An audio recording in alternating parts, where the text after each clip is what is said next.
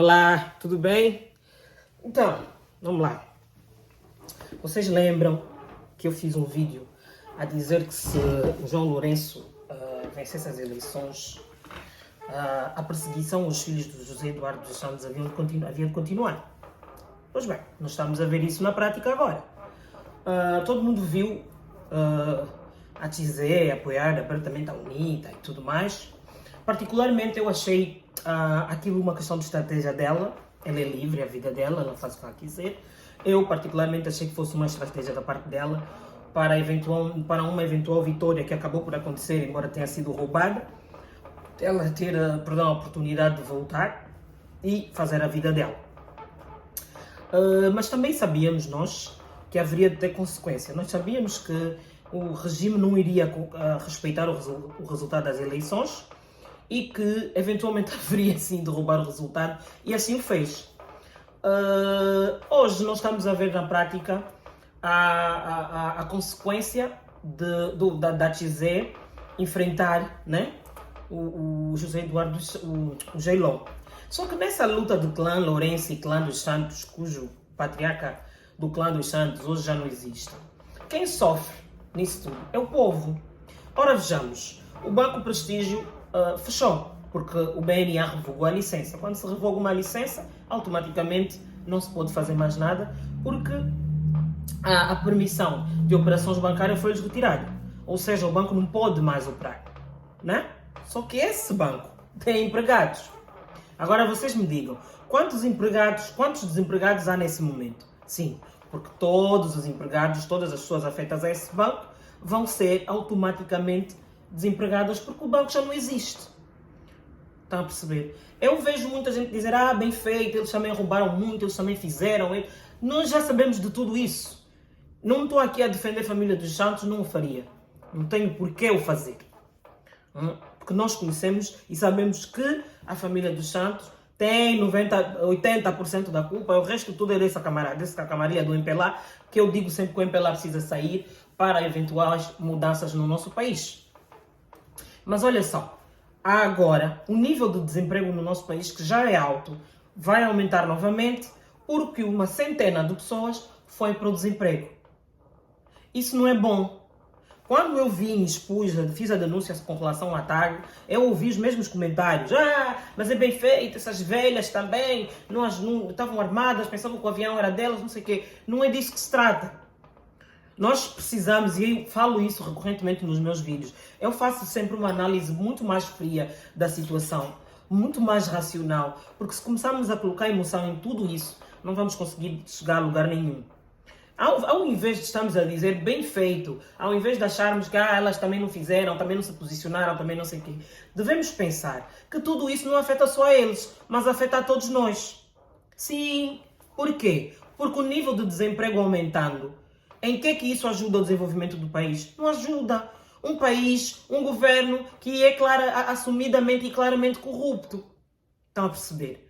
Agora, aumentou mais desempregados. E vamos analisar uma situação hipotética em que a UNITA ou a FPU vencesse as eleições. Eles vão ter um trabalho, venceu as eleições, pese embora tenha sido roubado, mas eles vão ter um trabalho imenso, mas imenso, e que vai ser um trabalho que vai levar anos, porque o plano para combater esse nível tão alto de desemprego dentro da Angola tem que ser um plano estratosférico. Então, isso não atinge só a eles, atinge a todos nós. E do mesmo jeito que a TAG está a passar por isso, o BCI, cujo grupo Carrinho, que é propriedade do João Lourenço, hoje comprou o BCI, está a convidar as pessoas a sair, já são 750 pessoas, juntando TAG e BCI, que foram despedidas. Isso é grave. E vai ter mais. Esse grupo espanhol que agora está a fazer a reestruturação da TAG, vocês têm acompanhado os últimos problemas que têm acontecido com a TAG, com os voos da TAG, aparentemente a reestruturação é para melhorar o trabalho da TAG, mas vocês têm visto o que tem acontecido nos últimos tempos, né? Ou seja, a degradação é alarmante. Esse grupo espanhol que veio assumir é um dos sócios maioritários é o senhor Manuel Vicente. Além do grupo que está agora a gerir a TAG, que ele é sócio, ele também é dono da Vipaer, ele e o Copelipa. E eles, para fazerem essa gestão, têm que colocar pessoas na rua. Do mesmo jeito que eles estão a fazer com a TAG, com o BCI, que era um banco estatal, a TAG, que é uma empresa estatal, a Enana e todas as outras estatais, eles vão fazer a mesma coisa. Ou seja, o MPLA, no comando do João Lourenço, vai sugar até o tutano do osso. E quem for assumir o poder o dia que o MPLA for escorraçado, vai ter um trabalho muito grande. Muito. Os recursos naturais são esgotáveis. Meus amores, se o nosso governo não fosse tão corrupto, ainda até que vendessem o barril de petróleo a $10, nós teríamos uma situação boa, uma situação financeira e econômica boa. Então, vocês estão a ver. E essa perseguição vai continuar. Hoje foram atrás do prestígio, amanhã vão atrás de uma outra coisa. Ele vai continuar. Eu vos disse que ele era vingativo. Eu vos disse que ele não ia parar por aí. E não para. Tem tanto problema para se resolver no país. E ele está extremamente e unicamente preocupado em ir atrás dos Santos. Parece que em Angola só havia dos Santos e não há mais ninguém. O MPLA esquece, o país não é deles, mas eles agem como se fosse. O país é nosso. Se vocês não estão dispostos a governar para todos, se vocês não estão dispostos a fazer um trabalho bom, saiam e deem um lugar a quem quer fazer, a quem quer governar. O que não se aceita é continuarmos a passar por isso. Como é que se vai resolver o problema do desemprego colocando mais pessoas na rua? Isso não cabe numa cabeça de uma pessoa que raciocina. É cada coisa que acontece que eu às vezes fico a me perguntar se esses camaradas raciocinam na diagonal, ou quê, porque não é possível. Só que antes de sairmos por aí a dizer bem feito, A, B e C, atenção, não estou a defender a família dos Santos, nem dizer nem nada. O meu ponto aqui é que, de uma maneira ou de outra, nós acabamos por ser afetados. Porque agora tem um número de pessoas que estão no desemprego. Em que isso é bom? Em que isso é bom para a economia? Em que isso é bom para o país? Em que isso é bom para a qualidade de vida dos nossos irmãos? Em que isso é bom para nós? Não é bom. Nós não precisamos de mais desempregados. Nós precisamos de criação de emprego para que haja uma redução enorme no número, no índice de desemprego. E não mais pessoas na rua. Portanto, é um descaso total com o povo. É um descaso total com as pessoas do país. Que, eu não consigo perceber. Você não tem capacidade para governar. Sai! Pede para sair. Diz-me, eu não consigo. Não dá. Eu não sei fazer. Por que não deixou a FPU entrar? Roubaram as eleições para fazer a vida do angolano piorar. Antes das eleições a cesta básica baixou. Agora aumenta. Isso não é. Eu às vezes fico... Meus amores, ao invés de estarmos a comemorar quando alguma coisa ruim acontece, vamos analisar primeiro em que isso nos afeta. Porque nos afeta a todos. Podemos dizer que não, mas nos afeta a todos. Então é preciso fazer uma análise mais racional antes de, não sei o quê. Nós todos já sabemos que eles roubaram o erário público. Isso é sabido. Quem é que não sabe disso? Só que nós não precisamos de mais desempregados. Porque vai ser muito difícil para quem vem governar, depois do MPLA, dar a volta a essa situação. Então vamos pensar antes de estarmos a tirar pedras, antes disso. Não precisamos disso. O nosso foco não é ir a tirar pedras, o nosso foco é tentar melhorar o nosso país. Porque a gente já sabe que enquanto o MPLA estiver aí, a situação não vai mudar. Nada disso vai mudar. Vai ser sempre o mesmo do mesmo. Mas por quantos mais anos nós vamos continuar a viver no mesmo do mesmo? Se pergunta, por favor. Agora, vocês vejam o contraste. Não é? Temos essa situação. O Estado que devia prever essas coisas, que devia trabalhar nessas coisas, está mais preocupado em se vingar de pessoas que nem no país mais estão. Vocês viram a fotografia, vocês viram as escritas que estão lá. Não é? As nossas crianças não têm acesso à educação. Precisa um estranho ver as crianças sentadas no alpendre na escola, né? duas crianças com vontade de estudar e não têm acesso à educação porque a escola não tem vaga. Quando o Ministério da Educação devia estar a trabalhar nesse sentido. Quando o Ministério da Educação devia estar a trabalhar no sentido de melhorar a qualidade de ensino, melhorar as condições nas escolas, colocar merenda nas escolas para as nossas crianças. Quantas crianças não têm acesso ao ensino? E o nosso Estado não está para aí virado, não está para aí preocupado. Está preocupado com coisas que não adiantam. Sabem porquê que o regime não se interessa em educar, em formar a população? Porque lhes convém. Quanto menos formado, melhor para o Estado. Melhor para o Estado não, melhor para o regime. Porque as pessoas não têm muita informação, não têm formação, não têm muita capacidade de reivindicar os seus direitos. Quando o grande papel deles devia ser em trabalhar para que a base de qualquer sociedade, a base do desenvolvimento de qualquer sociedade é e sempre vai ser a educação. Se não se trabalhar na educação, em pôr mesmo a mão, mas a sério, nessa situação, não estamos a fazer nada. As pessoas precisam de educação, precisam de ser formadas. Como é que você quer desenvolver um país se a educação é uma vergonha? Se a educação é o que é? Não tem como. Não tem, é um contraste terrível. Ao invés de focarem nisso, estão a se preocupar em fechar a empresa, estão a se preocupar em vender o erário público todo, estão a se preocupar em vender as infraestruturas públicas, quando deviam estar a trabalhar em coisas que de facto importam e vão alavancar o nosso país. Não há saúde. Como é que é possível nada? Não tenho nada contra os kuduristas. Eu não sou amante de kuduro, mas eu respeito quem faz. Não tenho nada, por favor, não me entendam mal. Não tenho nada com quem faz kuduro. Mas como é que se consegue entender que conseguem criar a vila para os kuduristas e não há uma vila para os professores? Não há uma linha de crédito que ajude os professores a terem uma condição melhor? Como é que se justifica que o deputado ganhe 2 milhões de kwanzas e o professor, que é quem ensina todas as profissões, ganhe um mísero dos 200 mil kwanzas? Se é que chega a 200 mil kwanzas. Eu sinceramente nem sei quanto é que ganha um professor em Angola. Não há nenhum tipo de curso de capacitação para os professores. O Ministério da Educação não cria nenhum tipo de programa que ajude os professores. É preciso olhar para os professores. Não há uma sociedade em que não haja professores. E precisamos de professores bons, professores capacitados. É nisso que eles têm que olhar. Na saúde. Aquele sanatório só está bonito por fora. Como é que se justifica? Dizem que não precisa, hoje por hoje, é o homenzinho que falou.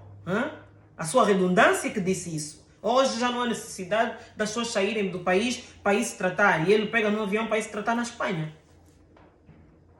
Portanto, há ali um contrassenso. Há ali uma divergência de ideias. Não é? Porque você fala uma coisa e a realidade é outra. Não é? Mas por quê? Porque não há uma qualidade de ensino. Ao invés de irem fazer acordos, acordos de tecnologia, acordos de know-how, acordos de ensino, trazerem uma comissão que consiga ilustrar, mostrar ao nosso Ministério da Educação como fazer para aumentar o padrão de ensino no nosso país, não fazem. Estão preocupados com coisas supérfluas como o cabelo das crianças. Quando lá fora ninguém te chateia, ninguém quer saber. Não é? Nós temos uma série de problemas para resolver no país. E desempregar pessoas, colocar pessoas na rua, colocar pessoas no desemprego não é solução. Ao invés de criarem condições para a melhoria da vida da população, eles pioram o que já não está bom. Fizeram esse teatro aí, eu me faço todos os dias tantas perguntas que às vezes eu me perco nelas. Porque eu não consigo perceber como é que essas pessoas conseguem acordar todos os dias e andar de cabeça erguida. Não é possível. Não é? A ministra da Educação viu essa controvérsia toda com relação aos cabelos das crianças por causa de cabelo, de coisas que não têm nada a ver. quando deviam focar em melhorar a qualidade do ensino, quando deviam focar em melhorar a saúde, a segurança. Tem tanto problema que pode ser resolvido, que deve ser resolvido. E eles simplesmente não focam nisso. Estão preocupados com coisas tão insignificantes. Como é que é possível isso? Eu não consigo, eu não entendo. É sério, não consigo. Eu tento, mas eu não consigo entender. Nós sabemos que vivemos num sistema completamente corrupto, que o erário público é roubado descaradamente, mas pelo amor de Deus, ao menos mostrem um pouco de vontade. Um pouco que seja. Mostrem um pouco de vontade de querer resolver a situação do país, o problema do povo. Hein? E não fazem. Aquela ministra, as pessoas veem essa polêmica do cabelo das crianças, blá, blá, blá. Ministério da Saúde não falou nada, Ministério da Educação não falou nada. Foi preciso um monte de barulho na internet para tal da ministra vir fazer um despacho que falou e no final não falou nada. Mas por quê? Porque não lhes interessa. E porque os donos dos colégios são eles, então eles é que aplicam as regras. Ensinar as nossas crianças segregação, discriminação. Que tipo de cidadãos é que nós estamos a formar? É complicado, é sério. Eu fico muito, muito triste com essa situação porque, às vezes a pessoa para e pensa e não sabe nem o que pensar ou o que dizer. É sério. Angola deprime. Angola deprime.